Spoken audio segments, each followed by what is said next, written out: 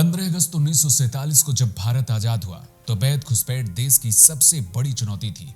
देश भर में बांग्लादेश और पाकिस्तान से बड़ी संख्या में घुसपैठ हुई।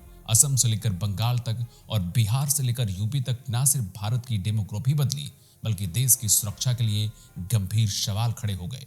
होम मिनिस्ट्री की कई रिपोर्टों और 1964 की धनकर कमेटी में इसका जिक्र भी किया गया कि कैसे देश में बड़ी संख्या में घुसपैठ हो रही है और देश की डेमोग्राफी बदल रही है। लेकिन वोट की राजनीति और सत्ता की चाहत ने इसे लगातार बढ़ने का मौका दिया।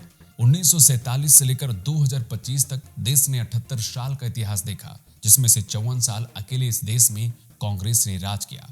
नेहरू से लेकर इंदिरा गांधी तक, राजीव से लेकर मनमोहन सिंह तक, सबका मकसद एक ही था, वोट के लिए विभाजन और सत्ता के लिए तुष्टीकरण।